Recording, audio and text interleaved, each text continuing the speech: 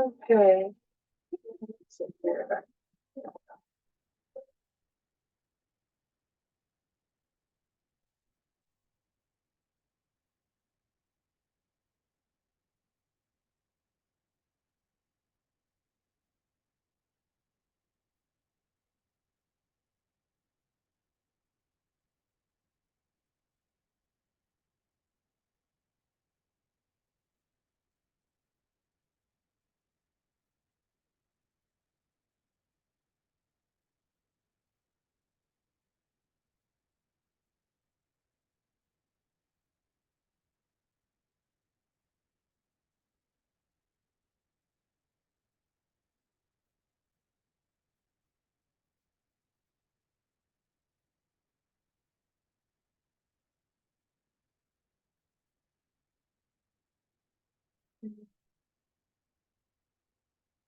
Please bear with me. I'm really not the best at technology. I'm just trying to share the right screen.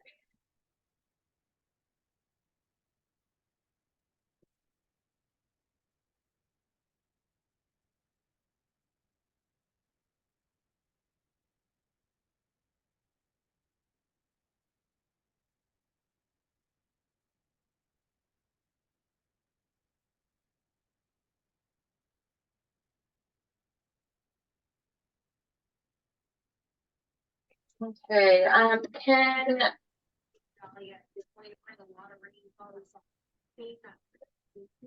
should be able to see my screen. If everyone wouldn't mind muting yourself.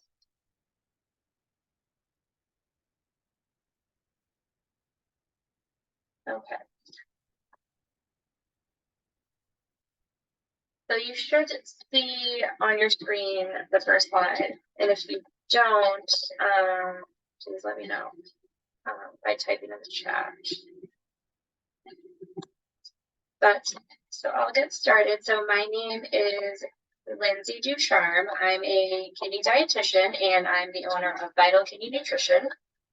So today I wanted to do a masterclass on eating to your labs. It's something I hear a lot in Facebook groups.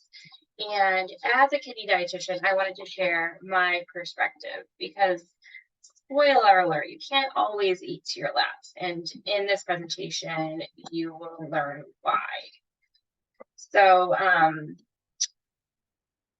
a few days ago, I actually had a conversation with a nurse at a nephrology office. So I was calling the nephrology office to get a referral for a patient for nutrition counseling. And the nurse was very confused as to why the patient was getting nutrition counseling in the first place, because she was stage 4 kidney disease. So per the nurse, they only refer people on dialysis to see the dietitian. And the nurse was also confused because all the patient's electrolytes were in the normal range. So in her mind, she thought, nothing's wrong with the patient. She's just stage 4 kidney disease. So I tried to explain to the nurse, as a kidney dietitian, my goal is to work with the patient to use diet to preserve or even improve the kidney function.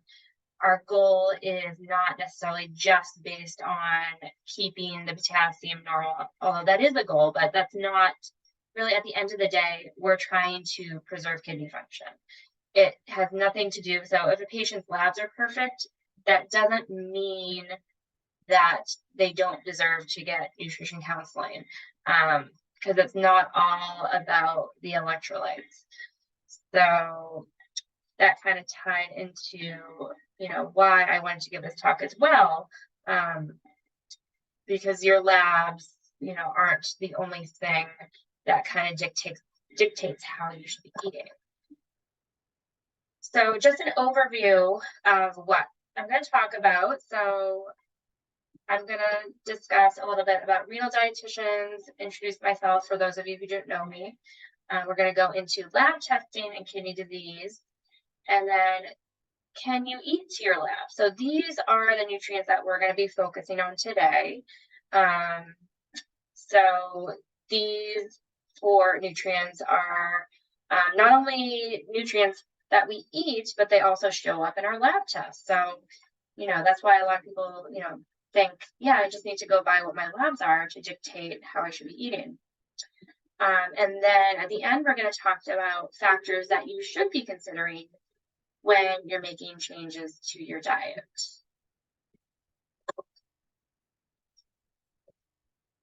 So a little bit about me. So again, my name is Lindsay. I'm a registered dietitian. I live in Massachusetts. So I am part of the National Kidney Foundation Council on Renal Nutrition. So they have different regions across the state. So I'm in the New England region. I'm the current chair-elect. So I'm involved in a lot of, we do a lot of education for dietitians. We help coordinate biannual meetings for dietitians and other projects that are going on with the National Kidney Foundation. I went to college at the University of Vermont. So this is a picture of Burlington, Vermont in the winter. One of my favorite places. I have two children. They're very silly, as you can see. That's Teddy and Frankie. They both just started school this week. Very exciting. In my spare time, I love to run. These are a bunch of women that I run with a couple times a week. I have two cats, two tuxedo cats, and I am married to my husband, Frankie. So this was my road to becoming a renal dietitian. So in 2008, I graduated from the University of Vermont with a bachelor's degree in nutrition and dietetics and food science. And to become a dietitian, you then, after you get your degree in nutrition, you have to be matched with a dietetic internship program. So I ended up getting matched with Simmons College in Boston. So I did my internship through them. So I completed that program in 2009, and then I was able to sit for my RD exam, which luckily I passed with first try. And then I was officially an RD in 2009. So throughout the beginning of my career, I worked in various clinical settings. My first job was actually with eating disorders. It was just a very temporary position. And then I got a full-time job at a community hospital in Boston, which is very interesting, working with a wide array of psych, and there's a very large homeless population. So I saw patients in the ICU. There was actually a floor of patients who were they were prisoners basically. So it was a very interesting job, and I ended up in 2014 getting a job at a dialysis center. And that's where I really found my passion, working with people with kidney disease, just because nutrition plays such a big role at every stage of kidney disease. So I felt like I was really able to help people, and I just found renal nutrition very interesting. And I feel like I'm always learning something new, which is why I love it. And in 2021, I became board certified in renal. And then that's when I started my private practice. So I've been in private practice working with non-dialysis kidney disease since 2021. So let's get on to our presentation. So I just want to introduce frequency of lab testing, because this is something I'm asked a lot about. How often should I have my labs tested with kidney disease? And it varies. These are general guidelines, but really it's kind of up to your doctor to use their clinical judgment to determine how often you need to be tested. But in the early stages of kidney disease, which is considered stage 1 to stage 3, usually once a year to every 6 months is recommended. Again, it could be more often than this. It really depends on the doctor's preference and the person's risk factors. Like if someone, is very sick, like if they have a lot of issues going on outside of their kidney disease that could be impacting their kidney function, yes, they're going to probably test more frequently. But more stable people at stage 1, even stage 3, some people only get labs done once a year. But as kidney disease progresses, you are going to be getting your labs done more often, just so we can, keep a closer eye on what's going on with the kidneys.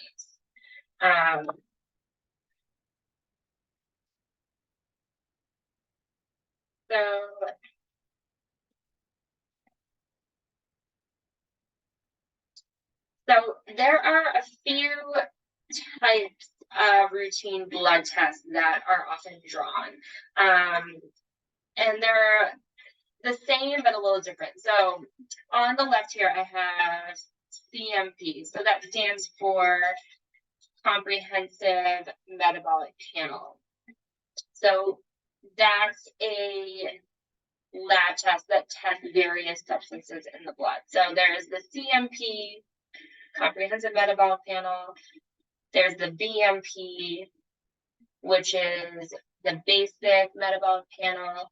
And then there's something called the renal panel. So all of these orders, basically, they all include certain labs. So I kind of wrote which labs are typically included with these orders. So the comprehensive test looks at different electrolytes. It looks at some of the proteins in your blood. It looks at your liver enzymes and your kidney health. So it looks at creatinine and GFR. Whereas the basic metabolic panel, it doesn't check for things like your liver function. So it's just a few less things tested. And there's something called the renal panel that includes basically what's included in a basic metabolic panel, except it doesn't automatically check for liver enzymes, and phosphorus is included. So phosphorus actually isn't part of any of these top two lab tests. So that's why phosphorus isn't tested all the time, because it's not part of the comprehensive and the basic metabolic panels. It's something that's separate. And there are definitely going to be slight variations on some of these labs, because each lab company is different with their orders, but this is just a basic guideline. So let's start talking about sodium. So I do have here the normal range for the labs right at the top, and I just want to make a note that the normal ranges are going to be different based on the lab. So each lab has their own set of normal range, and it's, it may be slightly different than this for certain things, but this is just, I took these values from we have this guide that we use as dietitians, renal dietitians, and this is just the average normal range for these blood values, but yours might be slightly different. So sodium is one thing that you'll see on your lab test. So I have here, some sources of sodium, like, cheese, salty fish, capers. This was just a stock photo, so they kind of show some interesting things here. But what is sodium in our blood? So sodium in our blood is an electrically charged mineral, and it plays an important role in our body. So sodium, we actually do need it. It actually helps control the fluid balance in our body. It helps control acid-base balance, and it's important for nerve and muscle function. So a lot of times people will think, okay, my sodium level is in the goal, so that means I must be getting the right amount of sodium in my diet. But unfortunately, sodium in our blood has very little to do with our sodium intake. Yes, sometimes it can be correlated, but more often than not, our blood sodium level is more of a reflection of our body's fluid status. So, for example, if the sodium is high, it is most likely due to dehydration. So when you think about it, like if you're dehydrated, so your body is lacking fluid, so there's less fluid in your blood, So it would make sense that whatever is in your blood is going to be more concentrated. So that is why, you know, with dehydration, sodium levels high. It's just the sodium levels more concentrated in the blood. High sodium is also due to a condition called diabetes insipidus, excess sweating, and in some cases, yes, a high sodium intake can cause high sodium, but to be honest, this is very rare. I would say I rarely see high sodium levels, but when I do, it's usually in someone that's dehydrated, and I usually would see high sodium more in the critical care setting, like in a hospital. People that I work with outpatient, I rarely see sodium levels being high because most people, they're not dehydrated. So on the flip side, what about low sodium? Does that mean that I need to be eating more salt? Typically, no. Typically, sodium is low with overhydration. Again, think of it as your body has extra fluid, so what's in your blood is going to be diluted. So that's why your sodium looks low, because there's just too much water. But low sodium also happens with excess losses of sodium, like in someone that has diarrhea or vomiting, or in some cases, diuretics, they cause your body to get rid of more sodium. So that's going to bring it down. Someone who has been in starvation, their sodium may be low. And if you have issues with your adrenal gland, that messes up your sodium balance. So can you eat to your sodium level?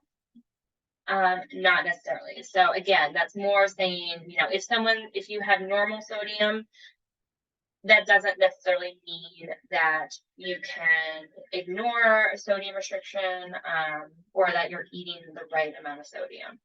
And if your levels are out of range, it needs to be addressed sometimes by diet, but a lot of times it's with, the amount of fluid you're taking in.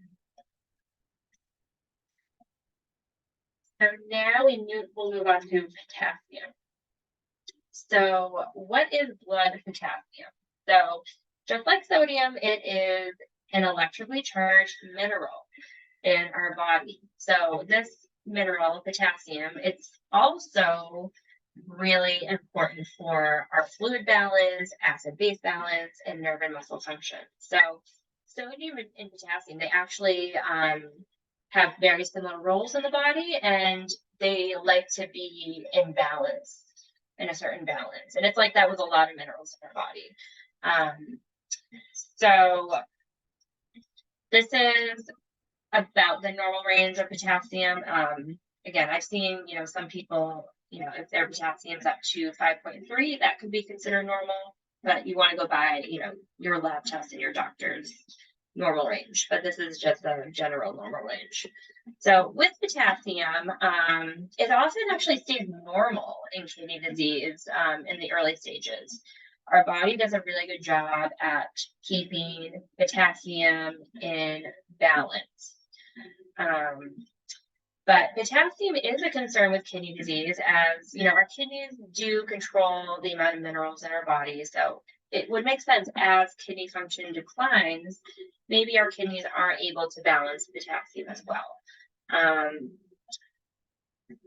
So let's look at some of the causes of high potassium. So it's actually, new studies are showing that high potassium is not necessarily related to too much potassium in our diet from natural sources.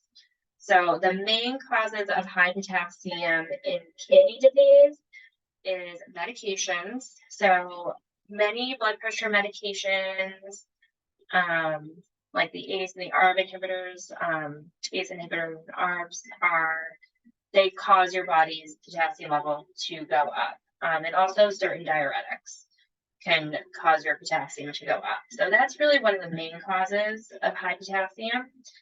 And some other causes that I see with kidney disease is acidosis. So your body holds on to too much acid. And when that happens, it causes cell destruction. When our cells break down, they release potassium into the blood.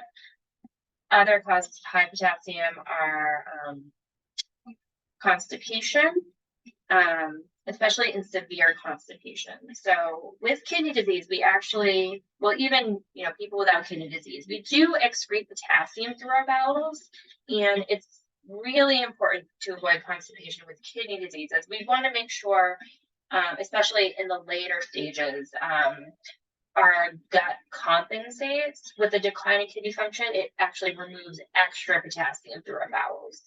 So by moving our bowels, we're actually helping keep our potassium in balance. So when it comes to dietary causes of high potassium, that's things like salt substitutes. That would be examples of salt substitute, not Mrs. Dash, but things like Morton's light salt, new salt, basically those products that look like salt, but they're actually made of potassium.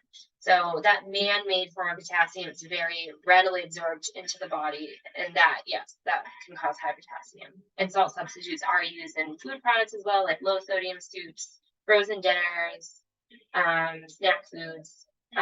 Anytime you see a product that says low sodium, just you want to look and see if there's salt substitutes in it. Because what food companies do now is they basically replace some of the sodium chloride with potassium chloride.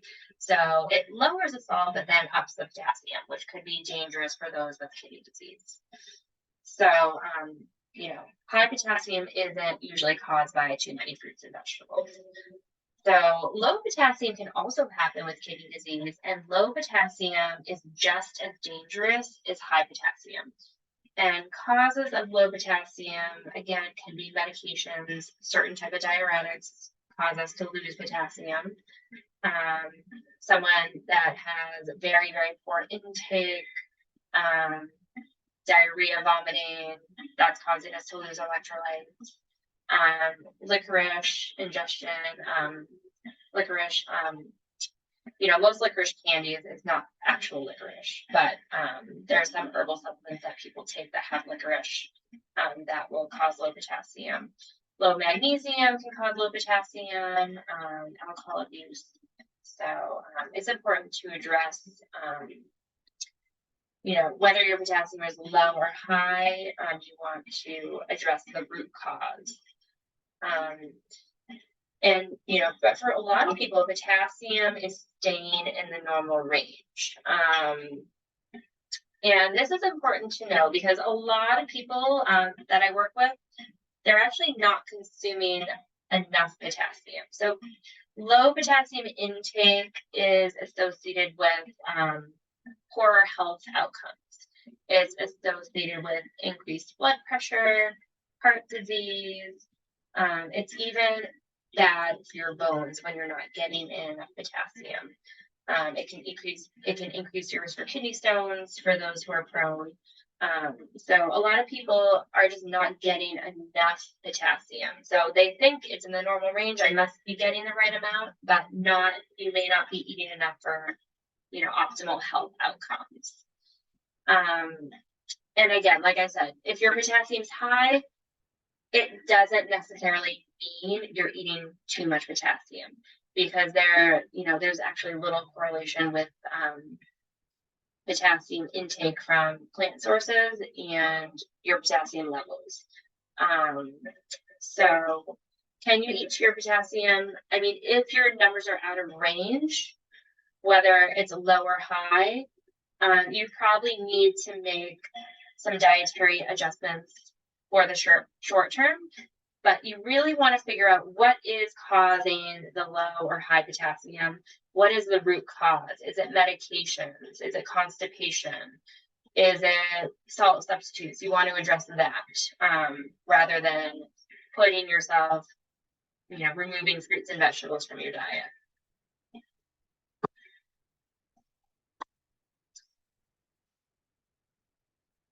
And now we have calcium.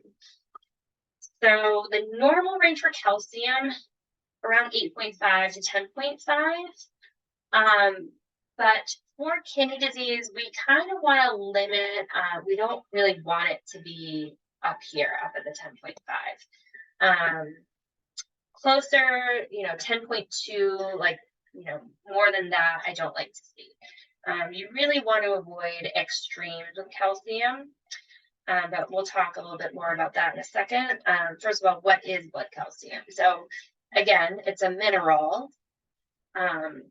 And calcium, only 1% of our body's calcium is actually found in the blood. Most calcium is going to be stored in our bones. So calcium, most people do associate, calcium with bone health, but we also need it for nerve and muscle function, blood clotting, and hormones.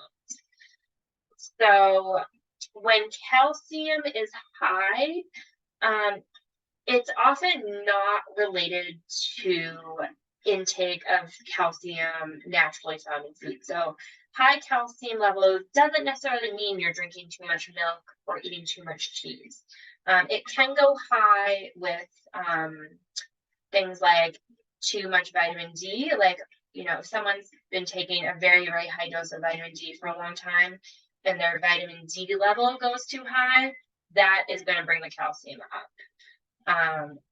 Calcium supplements, those are more likely to cause high calcium. If you have issues with your parathyroid gland, that is a gland in your body that regulates calcium in the blood. So with kidney disease, the parathyroid gland can go out of whack, which causes issues with calcium balance. If you have a history of bone disease, like if you have something like osteoporosis or some type of bone disease, that's going to kind of affect how your bone health is.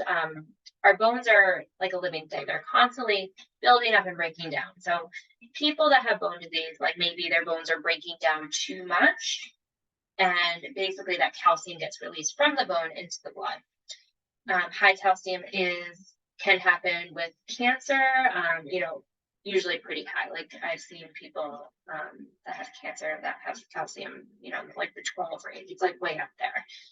But if your calcium's high with, no rhyme or reason, doctors will often work people up for cancer. I have the parathyroid on for twice.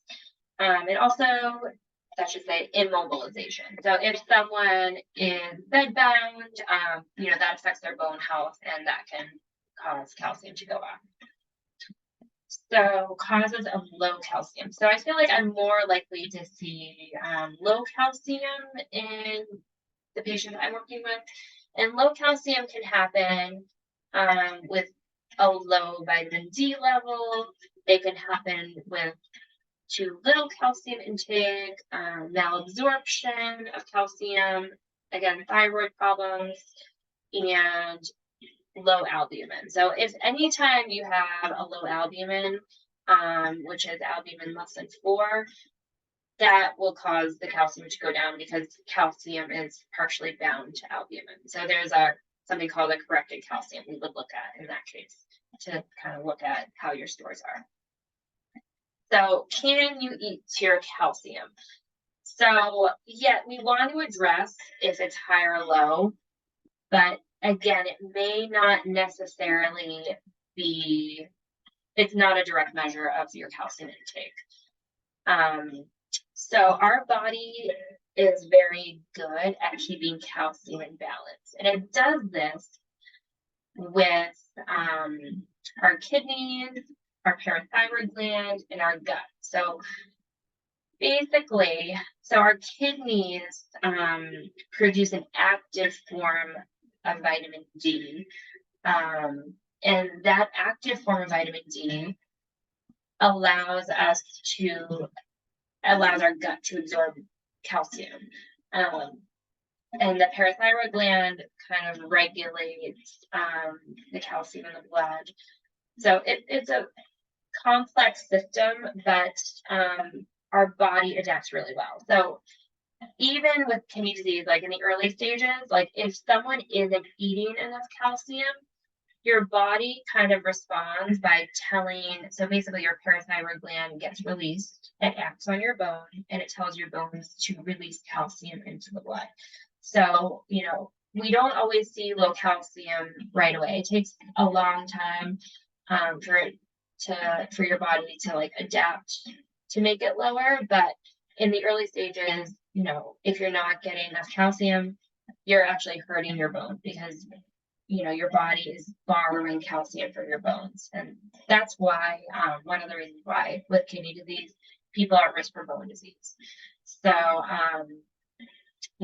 a lot of times people are scared to eat dairy because, they've read dairy is not good for kidney disease. But if you're not getting calcium from other sources, this could be very bad for your bones. So there's a lot of studies, there's not a lot of studies out there on calcium balance with DKD, but from what we've researched, around 800 to 1,000 milligrams of calcium is recommended for stage 3 and 4. There aren't concrete guidelines of calcium intake for stage 5 and dialysis. More research is needed. But when we're looking at calcium levels, like especially if they're out of range, you have to look at your PTH level, your vitamin D level, and your PTH, vitamin D, and phosphorus. So we have to look. We're looking at a lot of labs at once to kind of see what's going on. So yeah, I would say if your calcium is normal, again, doesn't necessarily mean you're eating the right amount, because your body is really good at keeping this level in the normal range. So now we can move on to phosphorus. So the normal range typically is around 3 to 4.5. There are some, like people in dialysis, we usually encourage 3 to 5.5. It's a little bit more of a liberal range, but this is the general goal range for those in the earlier stages. So what is blood phosphorus? So it's a mineral, and just like calcium, most phosphorus is actually found in our bones. So our bones are made up of, calcium and phosphorus are the major minerals that make up our bones. So besides bone health, phosphorus is really important for metabolic pathways in the body. So it makes up ATP, adenosine triphosphate, I believe that stands for. That's our body's energy source. So again, we need phosphorus in our diet. So phosphorus is just something that, most people don't hear about until they have kidney disease, because phosphorus is a mineral that deficiency is extremely rare because it's just found everywhere in the diet. It's found naturally in most foods. So deficiency is rare. So high phosphorus, this can happen, it can happen with too much phosphorus intake. That, can also happen for other reasons. So again, with vitamin D, having your levels be too high is going to raise your phosphorus level. And again, issues with your parathyroid gland. So if someone has something called hyperparathyroidism, which develops in kidney disease, that can cause your phosphorus to be high. And if your phosphorus is low, that could be due to vitamin D deficiency. It could be due to poor intake, malabsorption. If your body is too alkaline, that kind of messes up, how your bones release minerals, and that could cause low phosphorus. Diuretics, alcoholism, refeeding syndrome, bone disease. So yeah, anything that has to do with the bone, like if you have issues with your bone, that could alter the levels of phosphorus in your blood. So can you eat to phosphorus? Yes and no. So in the early stages of kidney disease, even up to stage 5. So even stage 5 non-dialysis, phosphorus often stays normal. It doesn't necessarily mean that you're getting rid of the phosphorus. You could still be eating too much. And why is that? So we have other hormones in our body. One particular is called FGF23. So this hormone goes up in kidney disease. So, and specifically, when people with kidney disease have too much phosphorus in their diet, that signals FGF23 to go up. What this hormone does is it tells the kidneys to get rid of extra phosphorus in the urine. So that seems like a good thing that our body is getting rid of the phosphorus, but unfortunately, high FGF levels are not a good thing. So high FGF levels are actually associated with an increased risk of kidney function worsening. So high FGF also is not good for our heart. So even people without kidney disease, high FGF levels, FGF23 is associated with heart disease. It basically increases your risk of your arteries hardening, which isn't good. High FGF23 is associated with increased, for those who have kidney transplants, it can increase the risk of losing your kidney. And yeah, it's also linked to cognitive decline. So the FGF23 increasing is not a good thing. This is a hormone that isn't tested routinely. It's currently only, as far as I know, it's only being tested in research. So it's not something you can really ask your doctor to check. But, that is why, people with kidney disease, their phosphorus often stays normal. With phosphorus, you really want to just focus on the source. Really, the problem lies with too much phosphorus additives in your diet. So the natural sources of phosphorus, they're not 100% absorbed, especially from plant sources. The absorption is minimal, whereas phosphorus additives are absorbed 100%, and they can also double to triple the amount of phosphorus found naturally in food. So, people with kidney disease, it's important that they're just aware of the added phosphorus in their diet and try to limit that rather than trying to cut down on things like beans and nuts that have phosphorus naturally, because that's not really impacting our phosphorus levels much.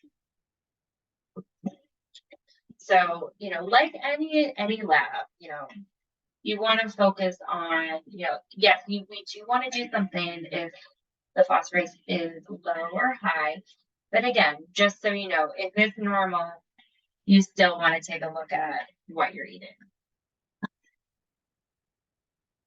So let's look at some factors to consider for making dietary changes with kidney disease. So first and foremost, you want to consider your stage of kidney disease. So the lower your kidney function, the more strict you want to be with your protein. Someone with normal kidney function, the basic guidelines for protein is 0.8 grams per kilogram body weight. With early kidney disease, most people, normal protein intake is fine. Stage 4, cut back a little bit more. Stage 5, some people do a very low protein diet, supplemented with keto analogs. There's different approaches. But basically, if you're stage 2 kidney disease, you don't need to be following a low protein diet. Looking at sources of protein, maybe doing more plant versus animal, is always a good idea. But, there's different needs for different stages of kidney disease. So another important factor to consider is your cause of kidney disease. So the whole point of making diet changes with kidney disease, we're looking at the root cause. So 2 of the top causes of kidney disease, diabetes and high blood pressure. So if your diabetes and blood pressure are not controlled, you're at risk for your kidney function declining. So we need to control the cause of your kidney disease. And sometimes the cause may not necessarily be 100% in your control. Like if you have an autoimmune condition, if you have some sort of genetic condition, you're not necessarily in control of these things, but diet can play a very big role at reducing inflammation and things like that. So, I've had some people with kidney disease due to lupus that were able to improve their kidney function with more of, we're just trying to do more of an anti-inflammatory diet. And by reducing inflammation, they've been able to go into quote unquote remission. And the third factor to consider for diet change is your overall diet quality. So we really want to be increasing the nutrient dense foods in our diet. So what is a nutrient dense food? So that is foods like fruits, vegetables, beans, legumes, nuts and seeds, maybe whole grains for some people. So we're encouraging foods that have plenty of vitamins, minerals, antioxidants, fiber. These are nutrients our body needs, and that can help reduce inflammation. So we want nutrients in our diet. We don't want a diet that's, white rice, very low potassium vegetable, a little bit of chicken. One of the benefits of, including some plant proteins in your diet, when you look at plant protein versus animals, so look at beans versus chicken. The beans have a lot more nutrients compared to chicken. So they're both giving you protein, but, with beans, you're also getting fiber, which is, animal foods don't have fiber. The plant food has antioxidants, phytochemicals, which are only in plant foods. So, if your diet is lacking in fruits and vegetables, simply increasing fruits and vegetables is going to have a huge benefit to you.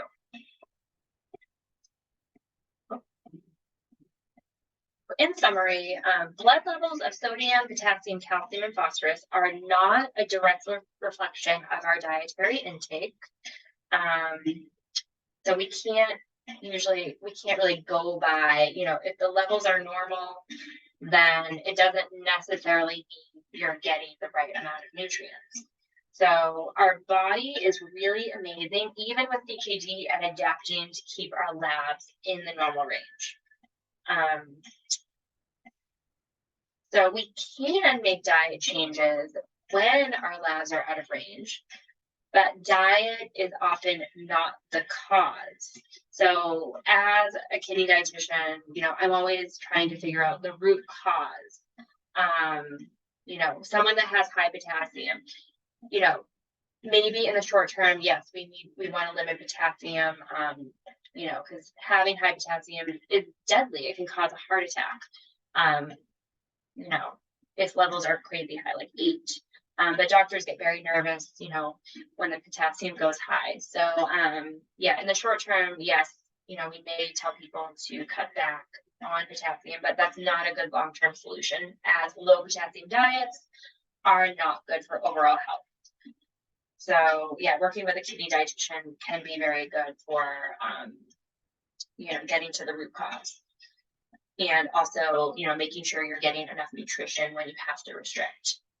So that doesn't necessarily mean we need to ignore our labs. We want to know what our labs are and keep an eye on trends. But in terms of, if your electrolytes are normal, you want to also be looking at your kidney function labs, like your creatinine and eGFR. Those are the labs you look at to see your kidney function. So, if you notice, this whole time my electrolytes have been normal, but my GFR keeps going down. Why is my kidney function getting worse if my electrolytes are normal? It's because you're not treating the underlying cause. And again, your intake may not be optimal. So if you would like help and clarity on what to eat with DKD, feel free to apply to work with me. People with kidney disease, they're often given no education on diet. This is why I started my business, because when I was working with people on dialysis, I would say, occasionally I'd meet someone that was like, oh yeah, I worked with a dietitian for a while. I was able to stave off dialysis for a couple of years. But for the most part, people were never given diet as an option to improve their kidney function, which is horrible. We should be including diet education in every person's plan who has kidney disease, as it works. We're addressing the root cause. So if you live in the US, I do work with people virtually, and these are some insurances that I'm in network with. Or if you have an out of network, if your plan allows out of network, I do provide super bills. And for those who are self-pay, I do have discounts. But feel free to check out my website, and thank you so much for listening. I'm going to stop sharing. And if anyone has any questions, feel free to type in the chat, or if you want to unmute yourself, that's fine. I know it was a lot of information, but hopefully you found it helpful. And